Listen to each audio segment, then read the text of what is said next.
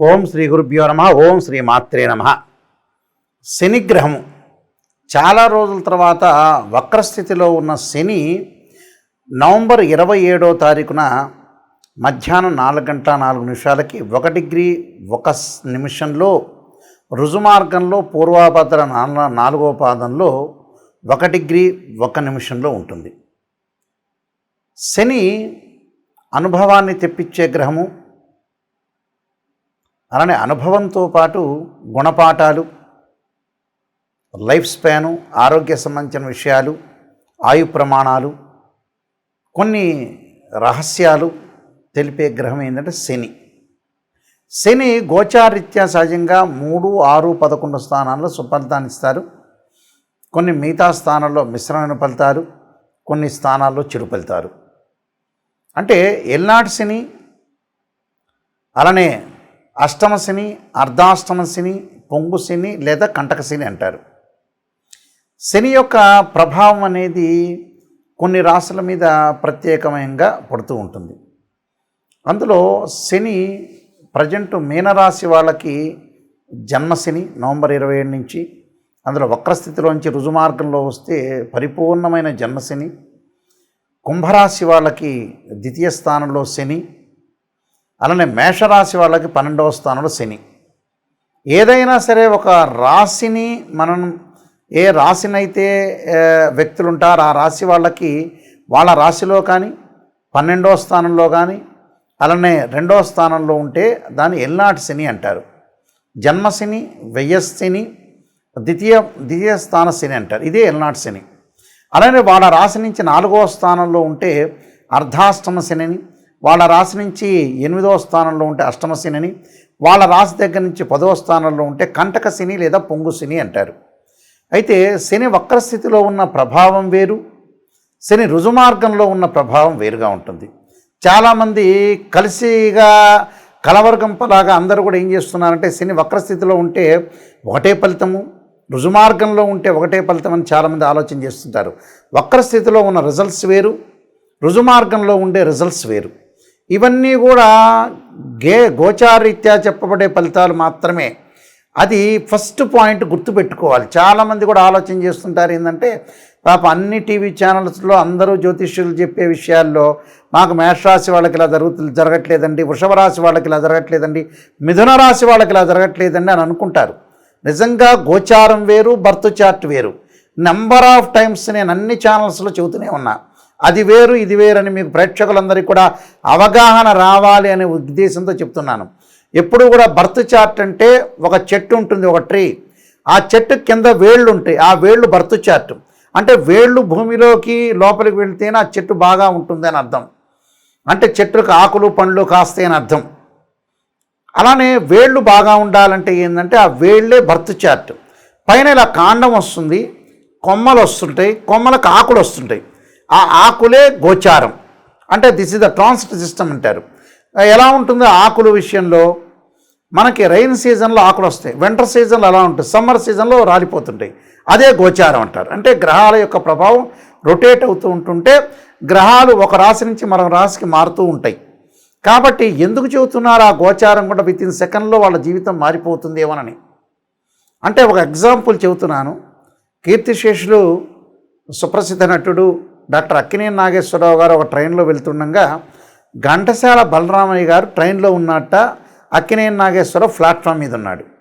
Ghantasala Balaramaiah paper చదువుతున్నా, వాష్రూమ్కి వెళ్తున్నా, పక్కన వాళ్ళతో మాట్లాడుతున్నా ఈ అక్కినేని నాగేశ్వరరావు గారిని చూసేవాళ్ళు కాదట.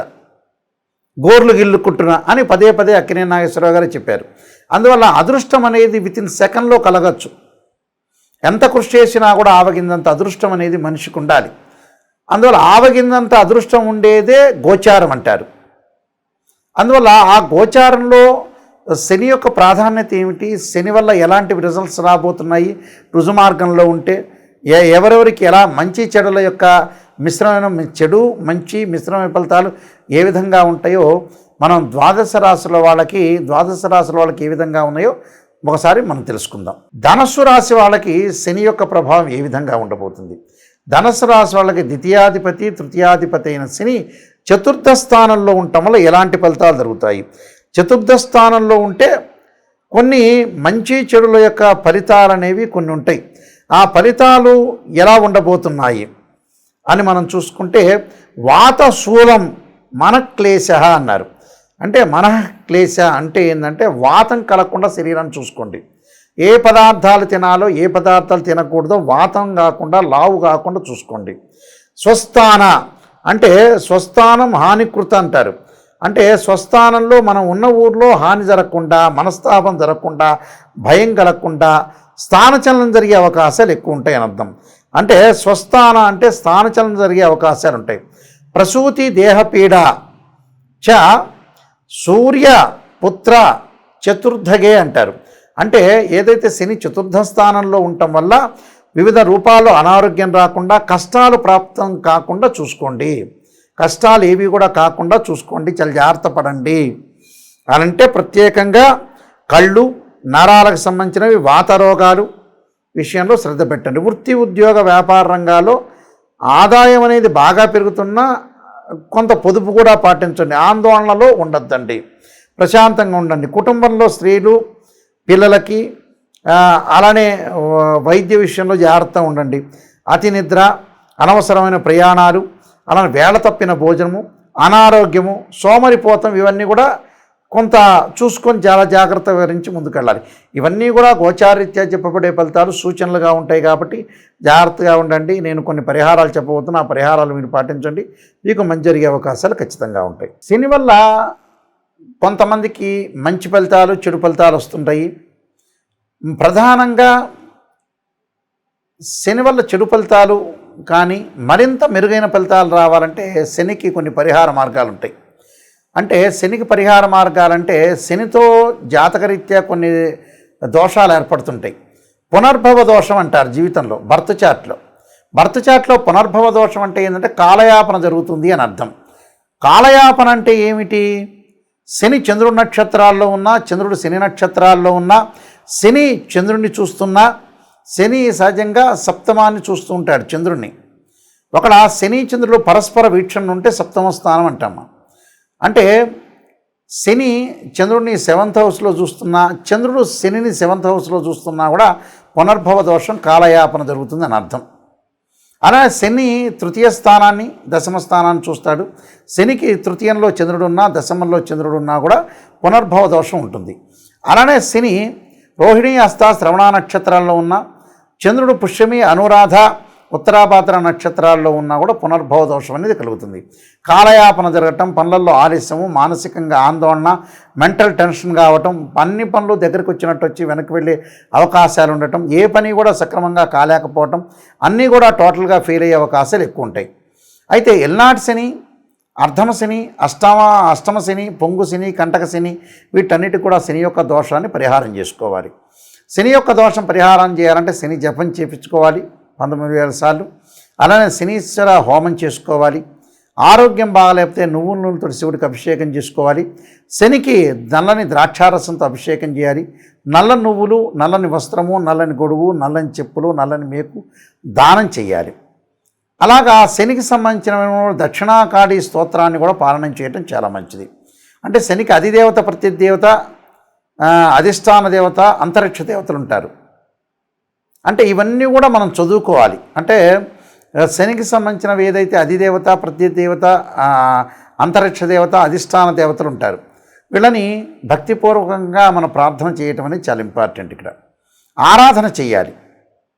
అందువల్ల ఇవన్నీ కూడా మనం కరెక్ట్గా చేసుకునేటట్టయితే మనకు పర్ఫెక్ట్ రిజల్ట్స్ వచ్చే అవకాశాలు ఎక్కువగా ఉంటాయి.